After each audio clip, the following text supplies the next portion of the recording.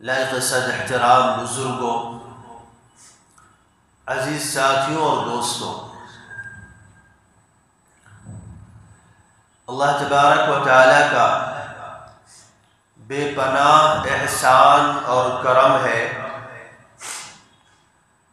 کہ اللہ تبارک و تعالیٰ نے ہم گناہ گاروں، خطا کاروں، سیاہ کاروں کی زندگی میں ایک بار پھر سے تمام مہینوں کا سردار رمضان المبارک کو اپنی تمام تر رحمتوں، وسعتوں، برکتوں، سعادتوں، لطف اور عنایات کے ساتھ ہماری زندگیوں میں داخل فرمایا ہے۔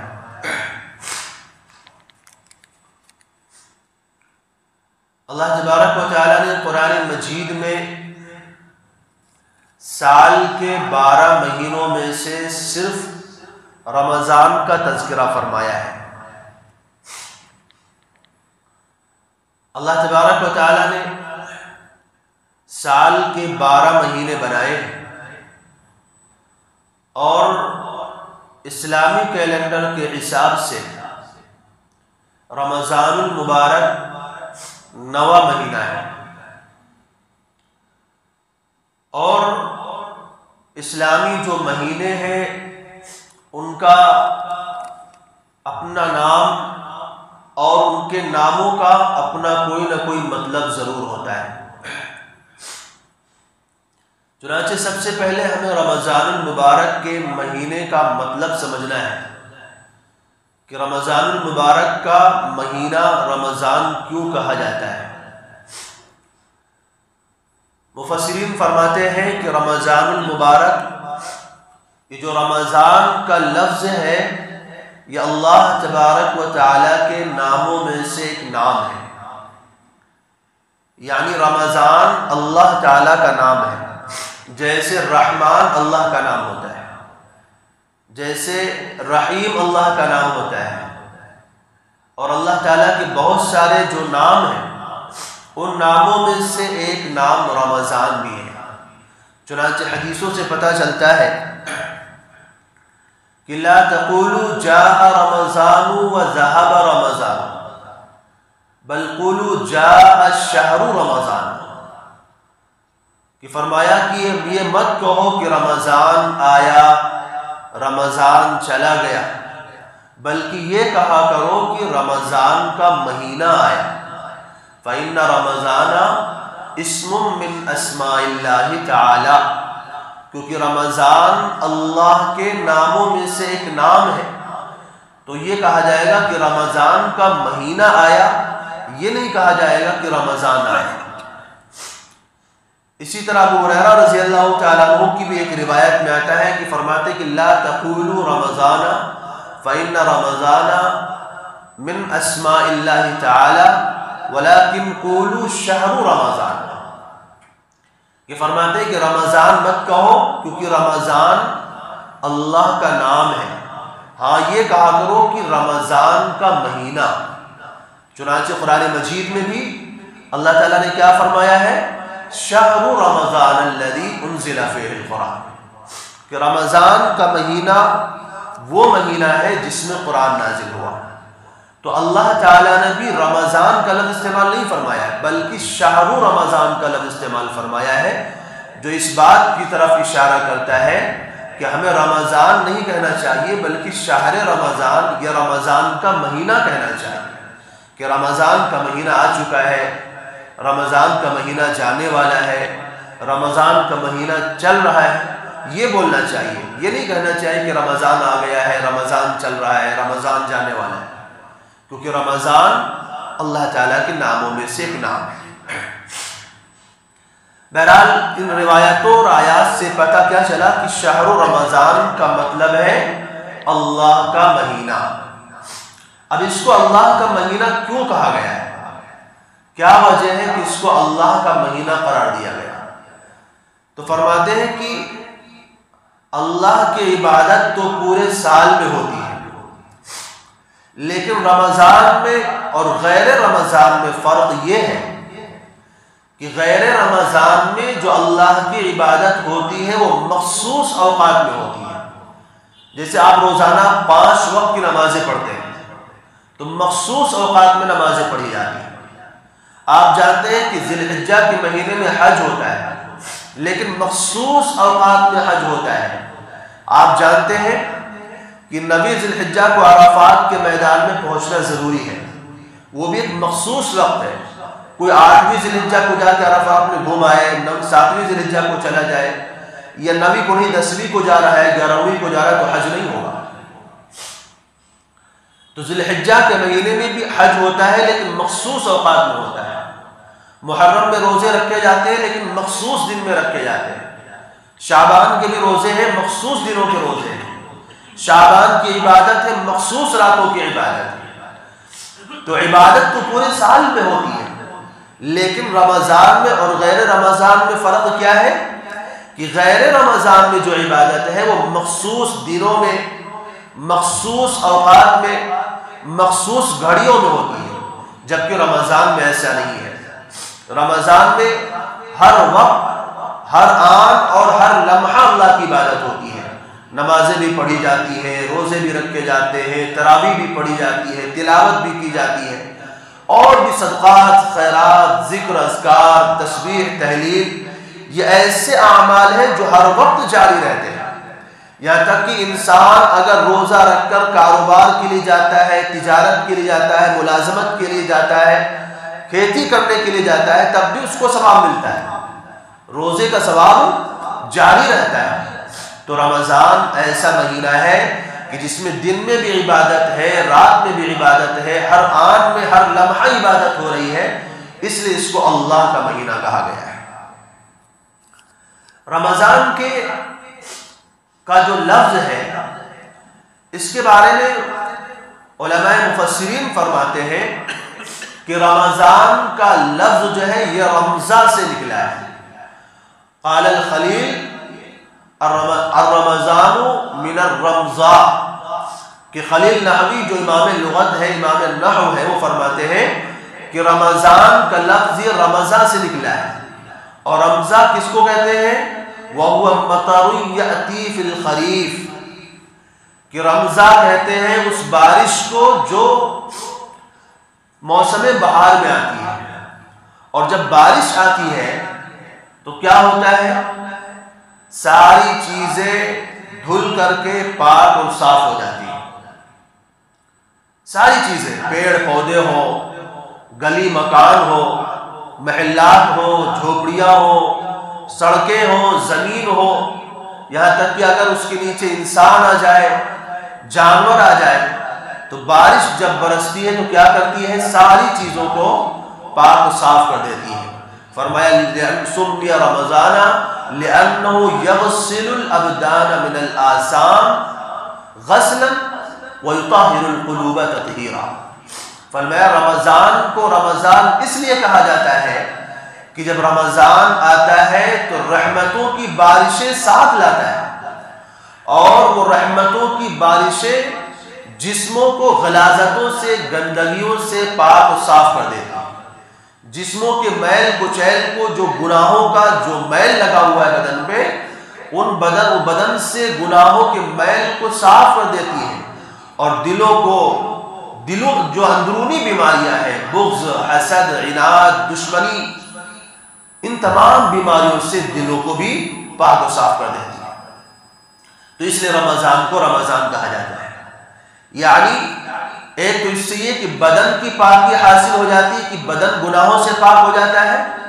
اور ایسے دل بھی اندرونی بیماریوں سے پاک و صاف ہو جاتا ہے.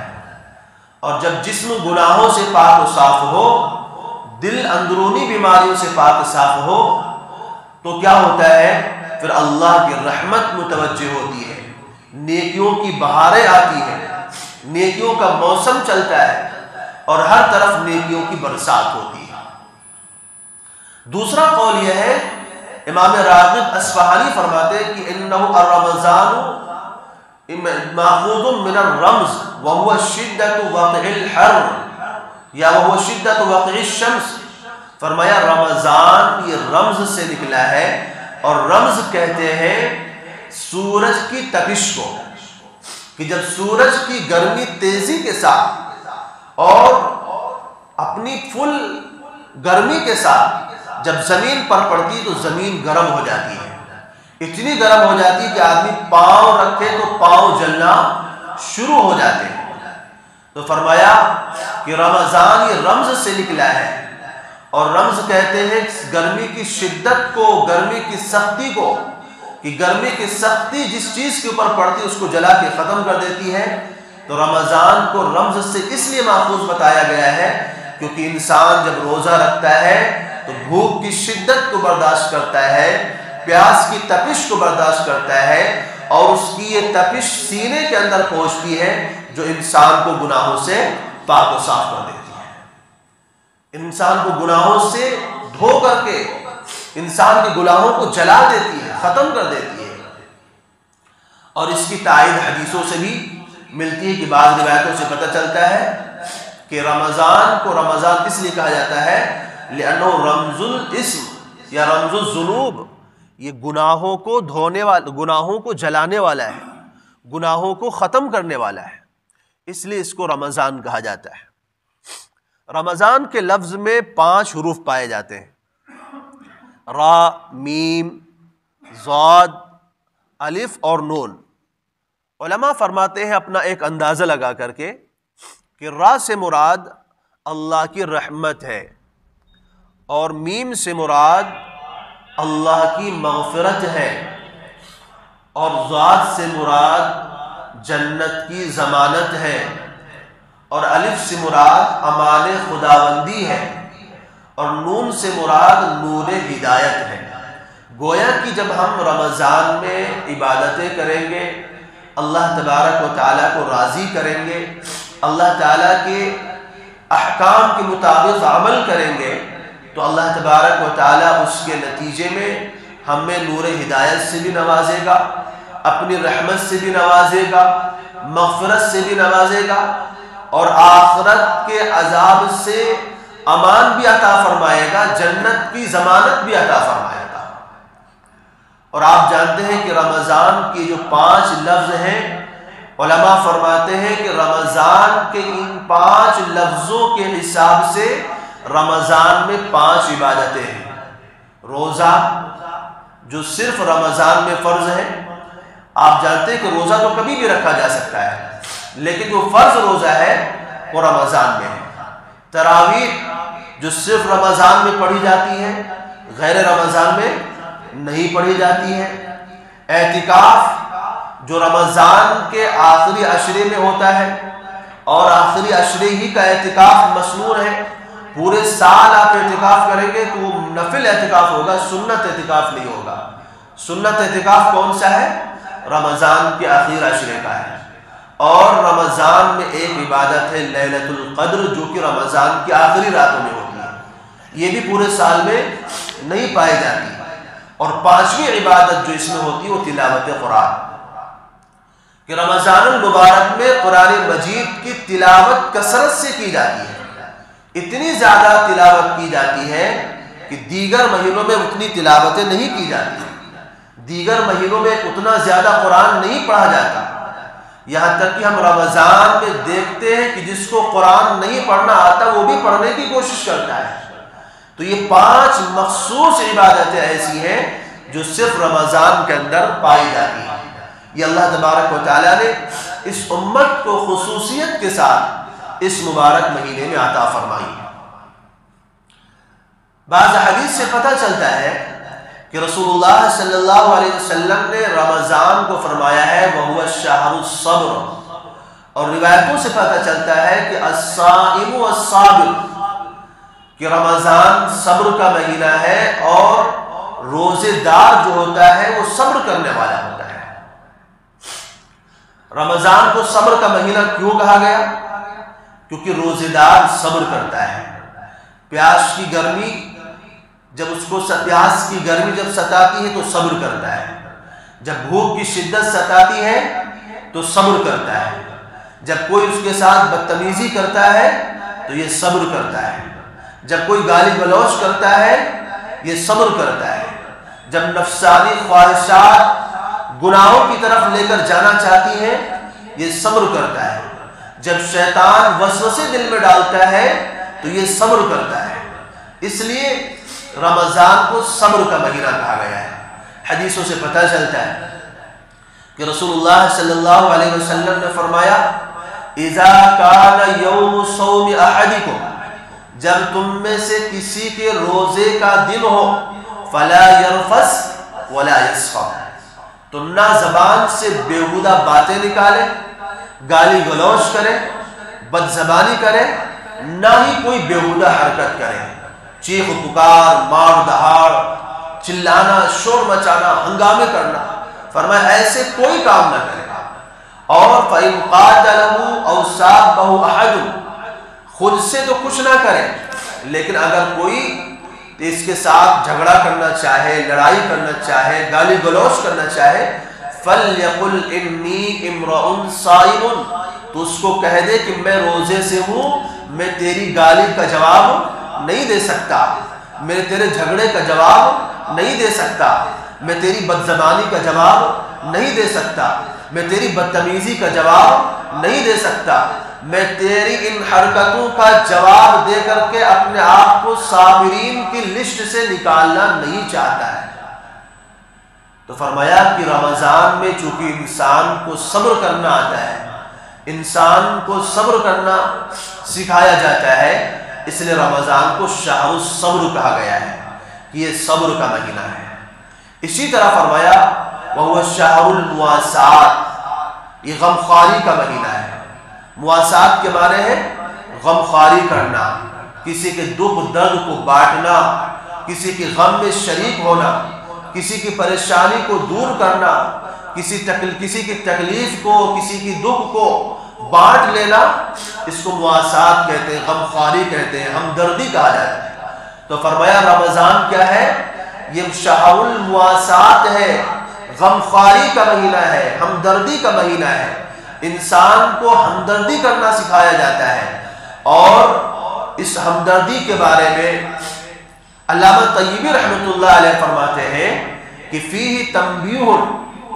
کہ اس میں تنبیہ اس بات کے اوپر کہ تمام انسانوں کے ساتھ خیر خواہی اور سخاوت اور جود اور کرم کا معاملہ کیا جائے، تمام لوگوں کے ساتھ اچھائی کا معاملہ کیا جائے، اور یہ غمخواری، یہ جود و سخا، یہ نیکی کا معاملہ صرف امتیوں کے ساتھ نہیں ہے، خود رسول اللہ صلی اللہ علیہ وسلم کے بارے میں بھی آتا ہے کہ رسول اللہ صلی اللہ علیہ وسلم جو کہ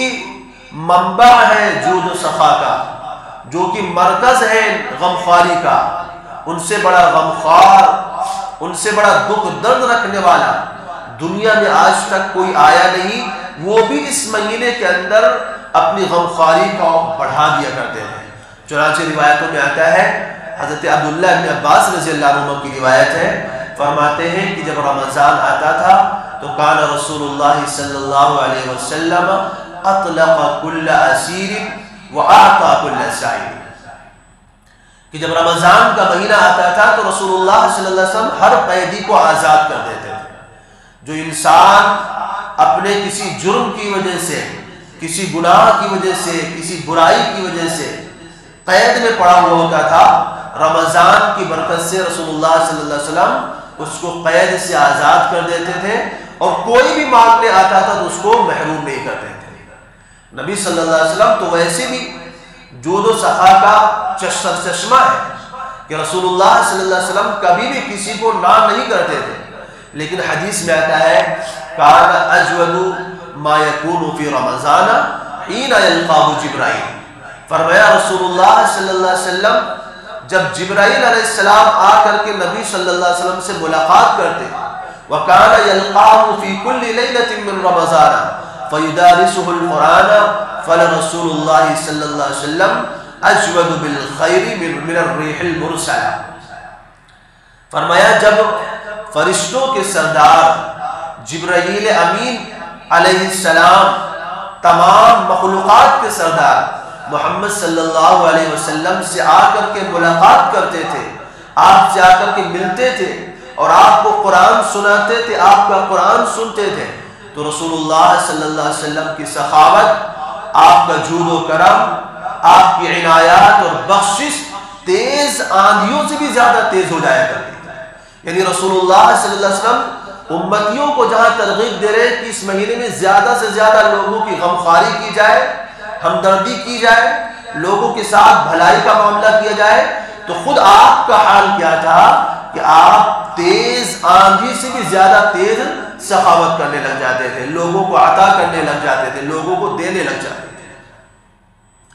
اور اس مہینے کی خصوصیت یہ فرمائی وہ شہر یزاد فیہ رزق المومن، کہ ایسا مہینہ ہے جس میں مومن کا رزق بڑھا دیا جاتا ہے، اللہ تعالیٰ مومن کے رزق میں اضافہ فرما دیتا ہے۔ یہ بھی عام مشاہدہ ہے نظروں سے کہ ہم دیکھتے ہیں کہ اس مہینے میں اللہ تبارک و تعالیٰ دیگر مہینوں کے مقابلے میں اچھے سے اچھا کھلاتے ہیں۔ دیگر مہینوں میں ہر امیر ہو یا غریب، مسکین ہو یا فقیر، جو دیگر مہینوں میں جس روزی کے بارے میں اس کو تصور بھی نہیں جاتا، سوچ بھی نہیں سکتا ہے، اللہ تعالیٰ اس مہینے کے اندر سب کو کھلاتے ہیں، جو صاف طور پر مشاہدہ کیا جاتا ہے کہ اللہ تعالیٰ اس مہینے کے اندر مومن کے رزق کو بڑھا دیتے ہیں۔ اور رسول اللہ صلی اللہ علیہ وسلم نے اس مبارک مہینے کی شان میں بہت ساری باتیں بیان فرمائی ہیں۔ ایک روایت میں آتا ہے، فرماتے ہیں اذا كانت اول لیلۃ من رمضان، جب رمضان کی پہلی رات آتی ہے، جب رمضان کا مہینہ شروع ہوتا ہے، تو فرمایا صفدت الشیاطین ومردت الجن، فرمایا اللہ تعالیٰ شیاطین کو اور سرکش جناتوں کو قید کر دیتے ہیں۔ قید کرنے کا مقصد کیا ہوتا ہے کہ یہ شیاطین جو کہ 11 مہینے انسانوں کو بہکاتے رہتے ہیں، پھسلاتے رہتے ہیں، اللہ سے دور کرتے رہتے ہیں، اللہ کی بغاوت پر ان کو آمادہ کرتے ہیں، اللہ تعالیٰ کی نافرمانی پر آمادہ کرتے ہیں، ان شیاطین کو قید کر دیا جاتا ہے تاکہ یہ شیاطین اور یہ جنات انسانوں کو بہکا نہ سکے، انسانوں کو بھٹکا نہ سکے، اور انسان آسانی کے ساتھ، سہولت کے ساتھ، دل جمعی کے ساتھ اللہ کی عبادت میں مشغول رہ سکے۔ آپ مشاہدہ کرتے ہیں اس بات کا کہ رمضان میں نمازوں کی تعداد بڑھ جاتی ہے، تلاوت کرنے والے بڑھ جاتے ہیں، ذکر اور اذکار کرنے والے بڑھ جاتے ہیں، کبھی کوئی تلاوت میں لگا ہے، کوئی ذکر میں لگا ہے، کوئی نوافل پڑھ رہا ہے، کوئی صدقات و خیرات کر رہا ہے، مختلف عبادت میں لوگ لگے ہوتے ہیں جو کہ دیگر مہینوں میں نہیں پایا جاتا۔ اور فرمایا وَغُلِّقَتْ أَبْوَابُ الْجَحِيمِ، اور جہنم کے دروازوں کو بند کر دیا جاتا ہے، فَلَمْ يُفْتَحْ مِنْهَا بَابٌ، اور ایک بھی دروازہ کھلا نہیں رکھا جاتا۔ گویا کہ اللہ تبارک و تعالی جہنم کے دروازوں کو بند کروا کر اور ایک بھی دروازے کو کھلا نہ چھوڑ کر یہ اعلان کر رہے ہیں، ہمیں اور آپ کو بتانا چاہ رہے ہیں کہ ہم تمہیں جہنم میں داخل نہیں کرنا چاہتے۔ ہماری مرضی اور ہماری چاہت نہیں کہ تم جہنم میں جاؤ، ہم تو چاہتے ہیں کہ تم جہنم سے بچ جاؤ، لیکن اب تمہاری مرضی ہے کہ اتنا بہترین موقع، اتنا سنہرا موقع ہم دیتے ہیں، اس کے باوجود اگر تم جہنم میں جانا چاہتے ہو تو ہم کیا کر سکتے ہیں؟ تو اللہ تعالیٰ جہنم کے دروازوں کو بند کر کر گویا کہ ہمیں یہ اعلان سنا رہے ہیں، ہمیں یہ پیغام پہنچا رہے ہیں کہ ہم تمہیں جہنم میں نہیں ڈالنا چاہتے، دیکھو ہم نے جہنم کے دروازے بند کر دیے ہیں تاکہ تم میں سے کوئی جہنم میں نہ جانے پائے۔ اور اتنا ہی نہیں ہوتا ہے، اور فرمایا وَفُتِحَتْ أَبْوَابُ الْجَنَّةِ، جنت کے دروازوں کو کھول دیا جاتا ہے، فَلَمْ يُغْلَقْ مِنْهَا بَابٌ، کوئی بھی دروازہ بند نہیں رہتا۔ تو جہنم کے دروازے بند کر دیے جاتے ہیں، جنت کے دروازوں کو کھول دیا جاتا ہے۔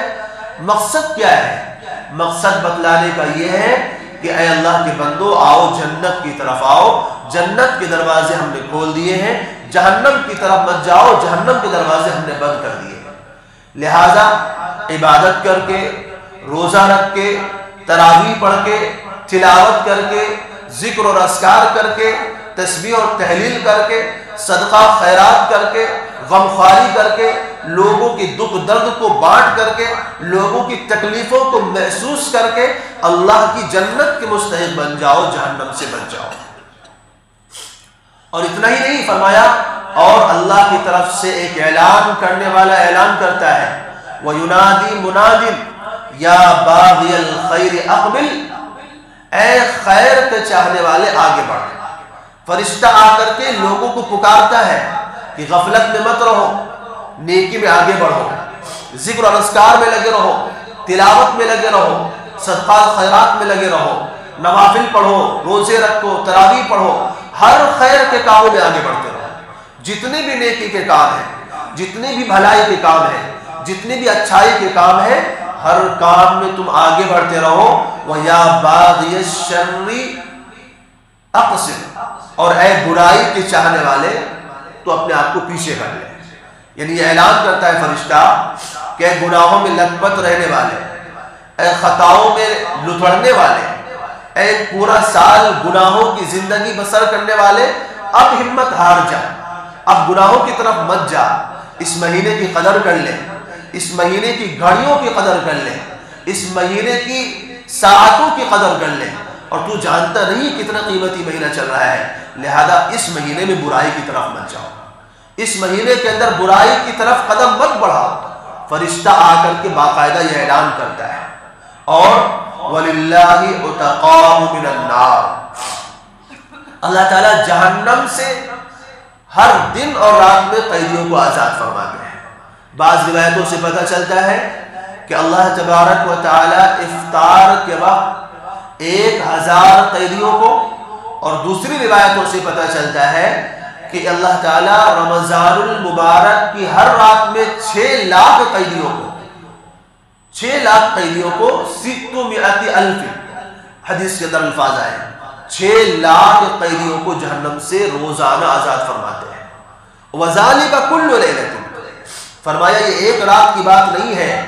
یہ رمضان کی پہلی رات کی بات نہیں ہے، یا درمیانی رات کی بات نہیں ہے، یا لیلۃ القدر کی بات نہیں ہے، یا آخری رات کی بات نہیں ہے۔ فرمایا ہر رات میں اللہ تعالیٰ اتنی بڑی تعداد کو جہنم سے آزادی عطا فرماتے ہیں۔ اور فرمایا جب آخری رات آتی ہے، وَيُغْفَرُ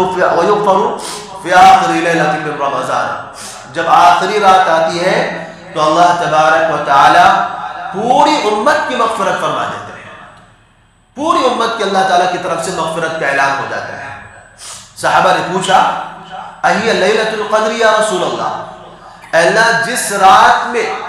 پوری امت کی مغفرت کا اعلان ہو رہا ہوتا ہے، کیا وہ رات لیلۃ القدر ہے؟ تو رسول اللہ صلی اللہ علیہ وسلم نے فرمایا نہیں، وہ لیلۃ القدر کی بات الگ ہے۔ فرمایا وَلَكِنَّ الْعَامِلَ إِنَّمَا يُوَفَّى أَجْرَهُ إِذَا قَضَى عَمَلَهُ، فرمایا دنیا کا دستور ہے کہ جب آدمی کسی کو مزدوری پر رکھتا ہے، کسی کو کام پر رکھتا ہے، تو جب اس کا کام پورا ہو جاتا ہے، جب مزدور اپنی مزدوری پوری کر لیتا ہے تو اس کو اس کا بدلہ، اس کا معاوضہ، اس کا اجر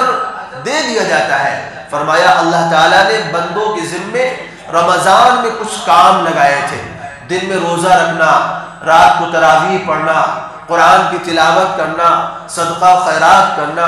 ذکر اور اذکار کرنا، یہ ذمہ داریاں، یہ ڈیوٹی اللہ تعالیٰ نے انسانوں کی لگائی تھی، اور جب انسان اس ڈیوٹی کو پورا کر لیتا ہے تو آخر رات میں اس کی مغفرت ہو جاتی ہے،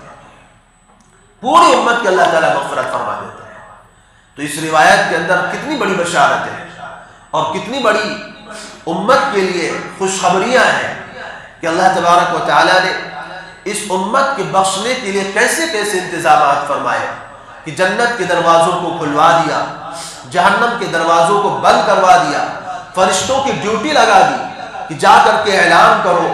امت کے اندر کہ اے امتیوں، اے میرے حبیب صلی اللہ علیہ وسلم کے ماننے والوں، نیکی کے کام میں آگے بڑھو اور برائیوں سے اپنے آپ کو الگ کر لو۔ حدیثوں سے پتہ چلتا ہے کہ رسول اللہ صلی اللہ علیہ وسلم فرماتے ہیں ان الجنت لتزین وتبخر من رأس الحول الى الحول، فرمایا جنت کو پورے سال سجایا جاتا ہے، دھونی دی جاتی ہے، جنت کو خوشبوؤں سے بسایا جاتا ہے، خوشبوؤں کی دھونی دی جاتی ہے۔ کب؟ من رأس الحول الى الحول، رمضان کے ختم ہونے سے لے کر رمضان کے آنے تک پورے سال اللہ تعالیٰ کی طرف سے جنت کو کیا کیا جاتا ہے؟ سجایا جاتا ہے، آراستہ کیا جاتا ہے۔ فَإِذَا كَانَتْ أَوَّلُ لَيْلَةٍ مِّن رَمَضَانَ، جب رمضان کی پہلی رات آتی ہے، حبت ریح من تحت العرش یقال لها المسیرہ، تو اللہ کے عرش کے نیچے سے ایک ہوا چلتی ہے اور اس ہوا کا نام مسیرہ ہے۔ فَتُصَفِّقُ أَوْرَاقِ أَشْجَارِ الْجَنَّةِ وَحِلَقُ الْمَسَارِعِ، فرمایا پھر اس وقت کیا ہوتا ہے کہ اس ہوا کے چلنے کی وجہ سے جنت کے درختوں کے پتے ایک دوسرے سے ٹکراتے ہیں، جنت کی کھڑکیاں بجنے لگتی ہیں، اور فَيُسْمَعُ لِذَلِكَ طَلِيلٌ لَمْ يَسْمَعِ السَّامِعُونَ أَحْسَنَ مِنْهُ، تو جب جنت کے وہ پتے، جنت کی وہ ٹہنیاں آپس میں جب ٹکراتی ہوا کے چلنے سے، اور جب جنت کی وہ کھڑکیاں کھلتی بند ہوتی ہیں، تو ایسی خوبصورت، ایسی پیاری، ایسی حسین آواز نکلتی ہے کہ اس جیسی حسین آواز لوگوں نے کبھی سنی نہیں ہوگی، کسی نے اتنی خوبصورت آواز سنی نہیں ہوگی۔ فَتَبْرُزُ الْحُورُ الْعِينُ لِذَلِكَ حَتَّى يَقِفْنَ بَيْنَ شُرَفِ الْجَنَّةِ، تو فرمایا جب اس آواز کو جنت کی حوریں سنتی ہیں تو وہ حور عین جنت کے بالا خانوں پر آ جاتی ہیں، کھڑکیوں پر آ جاتی ہیں، اور اس منظر کو دیکھتی ہیں تو پھر وہ اعلان کرتی ہیں، پکارتی ہیں، هل من خاطب الى اللہ فیزوجہ، کیا کوئی ایسا ہے جو اللہ کے لیے ہمیں نکاح کا پیغام دے کہ اللہ اس کے ساتھ میرا نکاح کروا دے؟ فیقلن الحور العین یا رضوان الجنہ ما هذه الليلہ، پھر وہ حور عین جنت کے جو داروغہ ہے جن کا نام رضوان ہے، ان سے پوچھتی ہے کہ یہ رات کیسی رات ہے؟ تو فیجیب بالتلبیہ، تو جنت کا وہ داروغہ ان حوروں کو جواب دے کر کہتا ہے هذه اول لیلۃ من رمضان، یہ رمضان کی آج پہلی رات ہے، فتحت ابواب الجنان للصائمین من امت محمد صلی اللہ علیہ وسلم، آج امت محمدیہ کے روزے داروں کے لیے جنت کے دروازے کھول دیے گئے ہیں، وغلقت ابواب النیران عن الصائمین من امت محمد صلی اللہ علیہ وسلم، اور امت محمدیہ کے روزے داروں کے لیے کہ روزے داروں سے جہنم کے دروازے بند کر دیے گئے ہیں۔ وَيَقُولُ اللَّهُ تَبَارَكَ وَتَعَالَى يَا رضوان افتح ابواب الجنہ وَيَا مالک اغلق ابواب الجحیم، اور اللہ تعالیٰ جنت کے داروغہ سے فرماتے ہیں کہ تم جنت کے دروازوں کو کھول دو، اور جہنم کے جو داروغہ جن کا نام مالک ہے ان سے فرماتے ہیں کہ تم جہنم کے دروازوں کو بند کر دو۔ وَيَقُولُ لِجِبْرَائِيلَ يَا جِبْرَائِيلَ اِهْبِطْ إِلَى الْأَرْضِ، اور اللہ تعالیٰ جبرائیل علیہ السلام سے فرماتے ہیں کہ جبرائیل زمین میں جاؤ اپنی ٹیم لے کر کے، اور کیا کرو؟ پھر فرمایا وہاں جاؤ اور جا کر کے وہاں کے شیاطین کو، جناتوں کو اور سرکش جناتوں کو قید کر کے ان کو کیا کرو؟ فَغُلُّهُمْ بِالْأَغْلَالِ، اور وَقَذِفْهُمْ فِي الْبِحَارِ، ان کو بیڑیوں میں جکڑ کر لے جاؤ، سمندروں میں ڈال دو، کئی لا یفسدوا علی امتی محمد حبیبی صلی اللہ علیہ وسلم صیامہ، تاکہ یہ شیاطین، یہ شرکش جنات میرے محبوب حضرت محمد صلی اللہ علیہ وسلم کے امتیوں کے روزوں کو خراب نہ کر سکے، اس لیے اللہ تبارک و تعالیٰ یہ اہتمام فرماتے ہیں۔ اور بھی روایتوں کے اندر بہت سارے فضائل اس مہینے کے تعلق سے بیان فرمائے گئے ہیں کہ اللہ تبارک و تعالیٰ ایک تو جنتوں کو آراستہ فرماتے ہیں، حوروں کی طرف سے پیغام سناتے ہیں، اور ایک روایت میں آتا ہے کہ جب بندہ رمضان کا ایک روزہ رکھتا ہے اللہ تعالیٰ جنت کی ایک حور سے اس کی شادی کروا دیتے ہیں، اور اس سے بڑی لمبی تفصیل آتی ہے جس کو ذکر کرنے کا ابھی موقع نہیں ہے، وقت مکمل ہو چکا ہے، جس میں یہ تفصیل آتی ہے کہ ان میں سے ہر حور کے اوپر 70 جوڑے ہوتے ہیں، ہر جوڑے کا رنگ الگ ہوتا ہے، اور ان جوڑوں کے اندر 70 قسم کی خوشبوئیں ہوتی ہیں، ہر خوشبو کا رنگ الگ ہوتا ہے، اور ان حوروں کے واسطے 70,000 خادمائیں ان کی خدمت کے لیے ہوتی ہیں، اور 70,000 نوکر کھڑے ہوتے ہیں سونے کے برتنوں میں کھانے لے کر کے، کہ اس کھانے کو جب آپ کھائیں گے تو ہر لقمے کا الگ مزہ، الگ لذت ہوگی، اور فرمایا وہ ایسے تخت پر بیٹھی ہوتی ہے جن کے اوپر 70 بسترے، 70 گدے پڑے ہوتے ہیں ریشم کے، معمولی چیزوں کے نہیں، روئی وغیرہ کے نہیں، ریشم کے گدے پڑے ہوتے ہیں، اور ہر گدے کے اوپر 70 مسحریاں ہوتی ہیں، اور اسی طرح اللہ تبارک و تعالیٰ اس کے شوہر کو بھی وہ چیز عطا فرمائیں گے۔ شوہر سے مراد جو دنیا میں انسان بیٹھا عبادت کر رہا، جو روزہ رکھ رہا ہے، اور فرمایا یہ انعام جو ہے ایک دن کے روزے کا ہے۔ کتنی بڑی بات ہے، اتنا بڑا انعام صرف ایک دن کے روزے کا ہے، سوا ما عمل من الحسنات، اس کے علاوہ جو نیکیاں کی اس کے علاوہ ہے، نمازیں پڑھی ہیں، صدقے خیرات کیے ہیں، تلاوت کیے، ذکر اور اذکار کیے ہیں، اس کا ثواب الگ ہے، یہ صرف روزہ رکھنے کا ثواب ہے۔ تو روزہ رکھنا کتنی بڑی عبادت ہے، اللہ تبارک و تعالیٰ کتنے بڑے انعام سے ہم کو اللہ نے مالا مال فرمایا ہے، اس حدیث سے پتہ چلتا ہے۔ ساتھ ساتھ یہ بھی تنبیہ فرمائی گئی کہ من افطر یوما من رمضان، کہ جس نے رمضان کا ایک بھی روزہ من غیر رخصت ولا مرض، بغیر کسی عذر کے اور بغیر کسی بیماری کے چھوڑ دیا، لم یقض عنہ صوم الدہر وان صامہ، اگر ساری زندگی روزہ رکھتا رہے، قیامت تک روزہ رکھتا رہے، ایک روزے کا جو قضا ہے، ایک روزے کی جو تلافی ہے، ایک روزے کا جو خسارہ ہے، ایک روزے کا جو نقصان ہے، ساری زندگی روزہ رکھے گا اس کا نقصان ادا نہیں ہو سکتا ہے۔ تو ایک طرف روزہ رکھنے پر اتنے بڑے فضائل ہیں، اور دوسری طرف نہ رکھنے پر کتنا بڑا خسارہ ہے کہ آپ نے رمضان کا ایک روزہ چھوڑ دیا، پھر آپ کو پچھتاوا ہوا، افسوس ہوا، ساری زندگی آپ نے روزہ رکھا، پھر بھی وہ برکات، وہ فوائد، وہ منافع، وہ اجر و ثواب اور وہ برکات آپ کو کبھی بھی حاصل نہیں ہو سکتی ہے۔ اللہ تبارک و تعالیٰ سے دعا ہے کہ اللہ